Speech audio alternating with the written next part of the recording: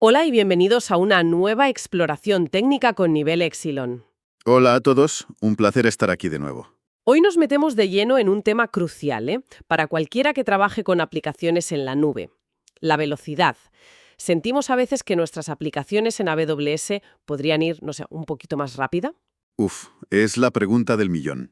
¿Y cómo podemos reducir esa latencia que a veces frustra a los usuarios y, bueno, mejorar su experiencia?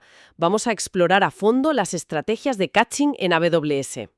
Son herramientas clave, ¿verdad? Mm, Para optimizar el rendimiento. Efectivamente, el caching no es magia, pero casi. Es un conjunto de técnicas muy inteligentes para guardar datos temporalmente. Y la clave es guardarlos en lugares de acceso mucho más rápido. Ajá.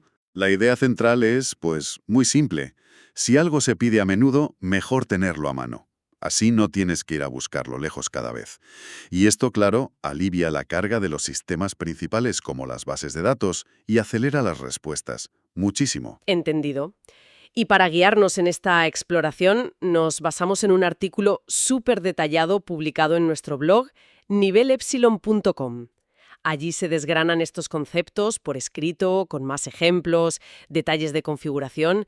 Vamos, muy completo. Sí, la verdad es que sí. Como siempre, el enlace está en la descripción de este audio. Es un buen punto de partida. Sí, señor, si se quiere profundizar después de esta charla. Hoy vamos a cubrir varias piezas importantes de este puzzle, ¿no? Empezaremos por cómo acelerar la entrega de contenido global con CloudFront. Luego veremos cómo usar la memoria de las instancias EC2 y Elastica Cache para datos dinámicos. Ujú. Pasaremos por cómo darle un empujón a DynamoDB con DAX y terminaremos con la gestión eficiente de sesiones. ¿Suena interesante? Sin duda. A ver si te parece, empecemos por la parte más externa, lo que suele notar primero el usuario final, la carga del contenido estático. Ya sabes, de una web o aplicación. Perfecto. Imágenes, archivos CSS, JavaScript, el pan de cada día.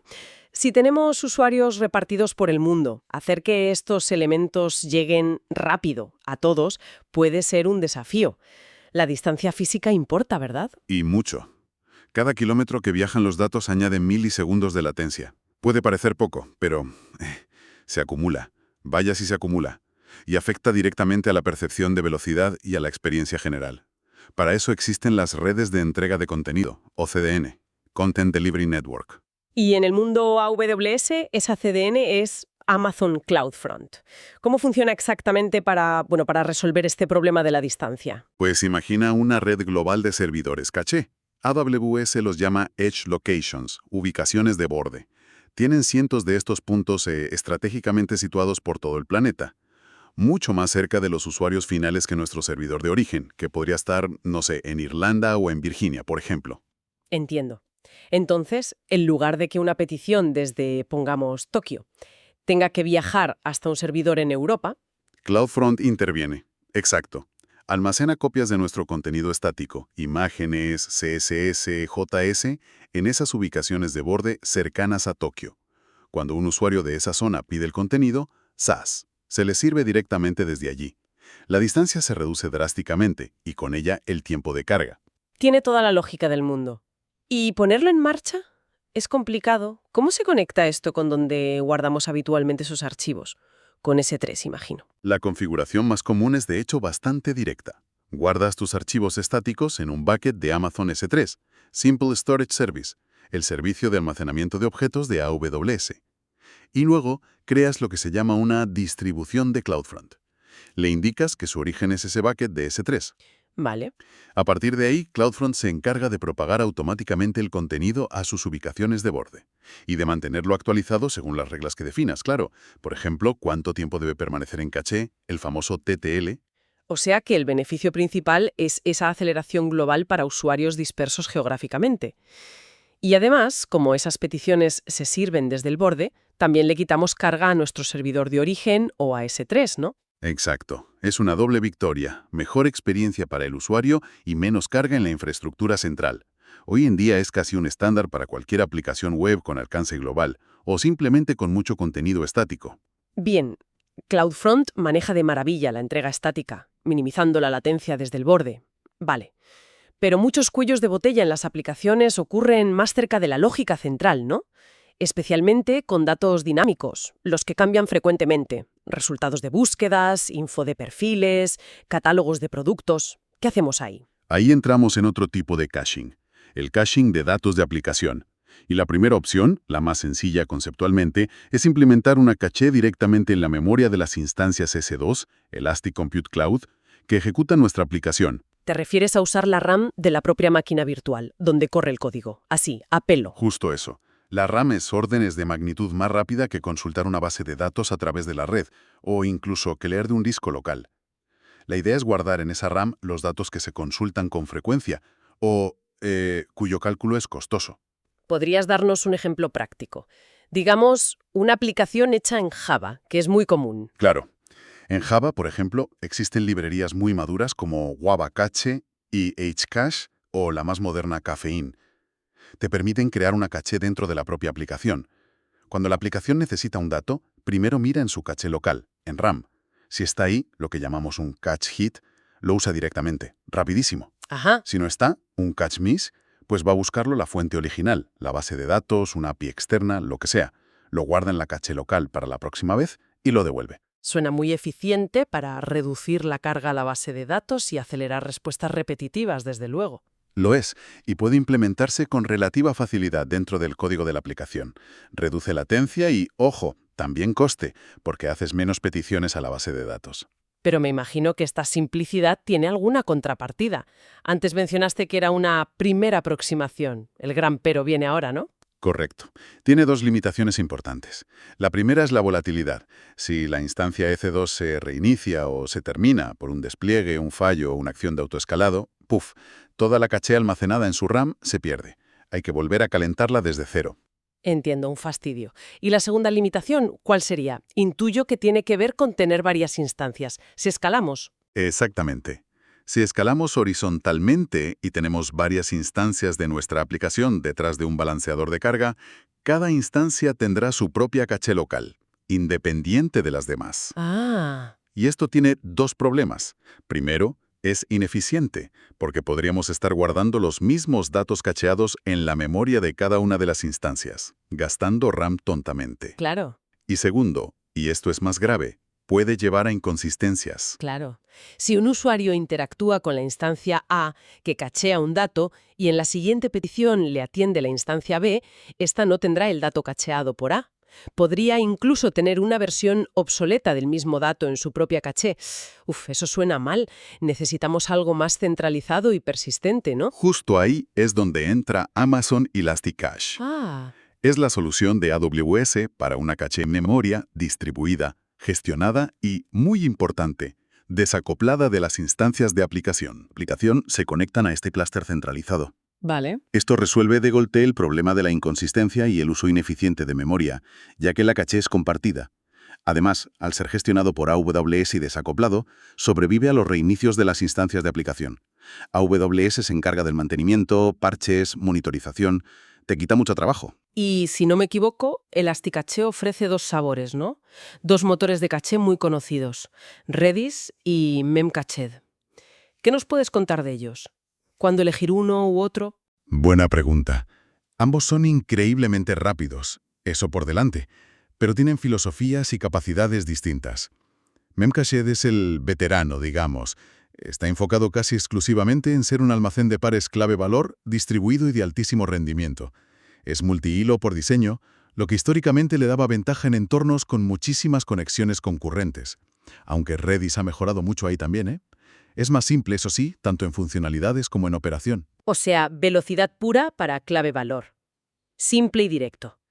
¿Y Redis? Redis es mucho más versátil. Es como una navaja suiza para datos en memoria. Además de cachear para clave-valor, soporta estructuras de datos complejas directamente. Listas, sets, conjuntos, hashes, diccionarios, sorted sets, conjuntos ordenados, datos geoespaciales, un montón. ¡Ostras! Esto permite modelar datos de forma más rica y realizar operaciones más potentes directamente en la caché. Además, ofrece funcionalidades cruciales como persistencia opcional en disco para recuperar datos tras un reinicio del clúster de caché, replicación para alta disponibilidad y escalado de lecturas, y capacidades de PubSub, es decir, un sistema de mensajería para notificar eventos en tiempo real. Vale, entonces la elección no es solo por velocidad pura y dura.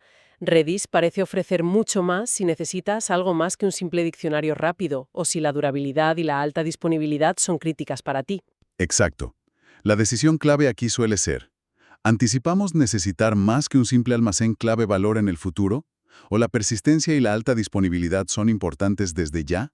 Si la respuesta es sí, Redis suele ser la apuesta más segura y flexible a largo plazo, aunque pueda tener una curva de aprendizaje ligeramente mayor, claro. Y si no, Si solo buscamos velocidad bruta para pares clave-valor, la máxima simplicidad operativa, y podemos permitirnos perder la caché en un reinicio, pues Memcache puede ser suficiente.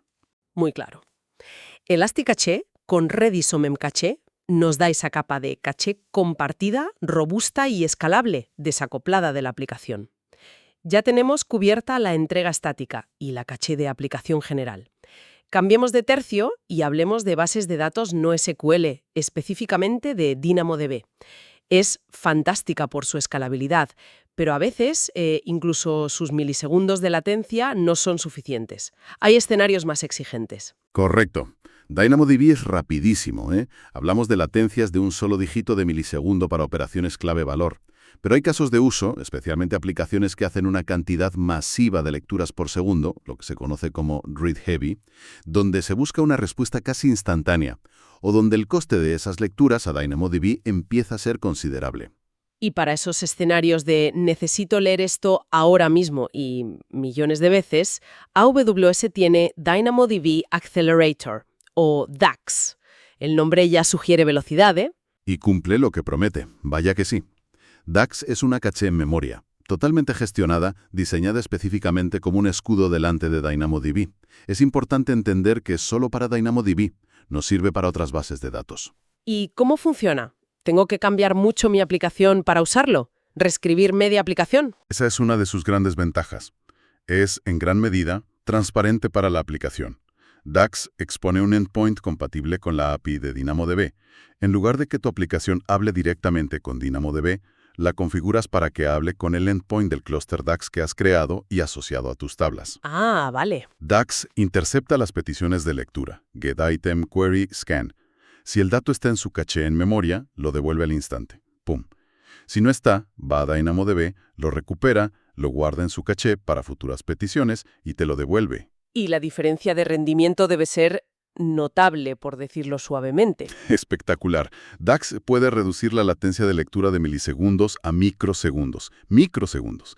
Es una mejora de hasta 10 veces. Imagina casos como tablas de metadatos muy consultadas, marcadores en tiempo real en juegos online o sistemas de recomendación que necesitan acceso ultra rápido a perfiles de usuario. Microsegundos. Es casi imperceptible. El punto clave parece ser ese patrón de acceso read heavy de lectura muy intensiva sobre un conjunto de datos que quepa razonablemente en la memoria de DAX. No es una solución universal para cualquier tabla DynamoDB, sino para cuellos de botellas específicos de lectura intensiva. Precisamente. Es una herramienta quirúrgica, muy específica, para optimizar lecturas en DynamoDB en escenarios de alta demanda y donde se requiere latencia bajísima. Y además, también ayuda a reducir los costes de capacidad de lectura provisionada en DynamoDB, que no es poco. Fantástico. Hemos visto caché en el borde, CloudFront, caché en la aplicación, local en EC2 y distribuida con Elasticache, y ahora caché específica para lecturas de DynamoDB, DAX. Nos queda un caso de uso súper común en aplicaciones web, la gestión de las sesiones de usuario. Un clásico, sí señora. Cuando un usuario inicia sesión, necesitamos guardar información asociada a esa sesión. Quién es, sus permisos, preferencias temporales, quizás el contenido de un carrito de la compra. Y tradicionalmente, a veces se guardaba esto en la base de datos principal, ¿no? Junto con los datos de negocio, yo lo he visto hacer. Sí, se ha hecho mucho, pero eso puede convertirse rápidamente en un cuello de botella tremendo. Cada petición del usuario autenticado suele requerir consultar sus datos de sesión. Si tienes miles de usuarios concurrentes, estás literalmente martillando tu base de datos principal con lecturas y escrituras constantes solo para gestionar sesiones. Uf. Esto añade latencia y una carga innecesaria a un componente que ya suele ser crítico de por sí. Y aquí es donde volvemos a sacar a Elasticache del banquillo, ¿no? Otra vez. Exacto. Elasticache, especialmente con Redis, es ideal para externalizar el almacenamiento de sesiones. Sacamos esa carga de la base de datos principal y la llevamos a un almacén en memoria optimizado para accesos rápidos clave-valor. ¿Cómo sería el flujo, así, a grandes rasgos? Pues mira, cuando el usuario inicia sesión, la aplicación genera una ID de sesión único. Luego guarda los datos de la sesión, ID de usuario, roles, carrito, lo que sea, en Elasticache, usando ese ID de sesión como clave. Este ID de sesión se devuelve al navegador del usuario, normalmente en una cookie. Vale. En las peticiones siguientes, el navegador envía la cookie con el ID de sesión, y la aplicación lo usa para consultar los datos de sesión directamente en Elasticache. Es una operación clave-valor muy rápida. Y mencionaste Redis especialmente antes. ¿Por qué suele ser preferido a Memcached para las sesiones? Principalmente por dos razones, yo diría. Primero, las estructuras de datos de Redis que comentábamos. Puedes guardar el carrito de la compra como un hash o las preferencias como otro hash, todo bajo la misma clave de sesión, y actualizar partes de forma atómica y eficiente. Es muy flexible.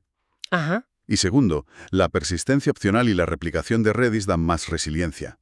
Si un nodo de caché de Redis cae, las sesiones no se pierden necesariamente si tienes réplicas o persistencia activada, lo cual es importante para la experiencia del usuario, que no te eche de la sesión a mitad de comprar algo. Claro. Memcached también podría usarse si solo necesitas guardar un blob simple de datos de sesión y la pérdida de sesiones en un reinicio no es crítica, pero Redis ofrece más garantías y flexibilidad, generalmente. Las ventajas son evidentes. Menos carga en la base de datos principal, menor latencia en cada petición autenticada, mejor escalabilidad horizontal de la aplicación y mayor fiabilidad en la gestión de sesiones. Parece un win-win. Sin duda. Mejora significativamente el rendimiento percibido por el usuario y la robustez general de las aplicaciones web con estado. Es una práctica muy recomendada. Muy bien. Creo que hemos hecho un buen recorrido por el panorama del caching en AWS. Resumiendo rápidamente.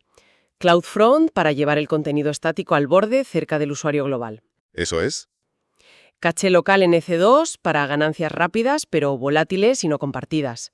Elasticache con Redis o Memcache como solución centralizada, robusta y escalable para caché de aplicación y gestión de sesiones. Y DAX como un acelerador específico para lecturas intensivas en DynamoDB. Un arsenal bastante completo, sí, para luchar contra la latencia. El mensaje central que se repite es claro: reducir la latencia, esperando menos a sistemas más lentos, descargar trabajo de componentes críticos como las bases de datos y, al final, conseguir aplicaciones más rápidas y eficientes. Y lo fascinante, para mí, es ver cómo cada servicio está diseñado para un tipo específico de cuello de botella. No hay una solución única, una bala de plata. La elección correcta depende totalmente del análisis de cada aplicación concreta. Hay que preguntarse: ¿qué datos estamos intentando acelerar? ¿Cómo se accede a ellos? ¿Cuánta consistencia necesitamos? ¿Qué tolerancia a la pérdida de datos tenemos? ¿Encaja en nuestra arquitectura general? Implica mirar con lupa dónde se pierde tiempo en nuestras propias aplicaciones, dónde está el dolor. Totalmente. El primer paso es identificar esos cuellos de botella. Tardan en cargar las imágenes. Hay consultas a la base de datos que se repiten constantemente y son lentas. La gestión de sesiones se ahoga bajo carga. Una vez localizado el dolor, entonces podemos evaluar cuál de estas herramientas de caching ofrece el mayor alivio con una implementación razonable. A veces, la solución más simple puede tener un gran impacto, ¿eh? Un enfoque muy pragmático. Sí, señor. Y con esta reflexión sobre analizar nuestros propios sistemas, llegamos al final de nuestra exploración de hoy. Si esta conversación ha despertado el interés y se quiere profundizar en los detalles técnicos, ver ejemplos de configuración o comparativas más detalladas, Recordad que tenéis el artículo completo en el blog. Ahí está todo mucho más masticado. exacto. Si quieres profundizar en todo lo que hemos comentado hoy, recuerda que tienes el artículo completo en el blog. Te he dejado el enlace directo en la descripción de este audio para que puedas consultarlo. No dejes de visitarlo en nivelepsilon.com. Y quizás, una pregunta para llevarse a casa. Más allá de implementar alguna caché, ¿estamos realmente midiendo su efectividad? ¿Nos aseguramos de que está configurada óptimamente para nuestro patrón de acceso específico? Porque, ojo, a veces una caché mal configurada puede hacer más mal que bien. Puede introducir bugs sutiles o incluso empeorar el rendimiento. Una excelente pregunta final para darle vueltas. Pues eso es todo por hoy en Nivel Epsilon. Gracias por escuchar y hasta la próxima exploración. Hasta pronto.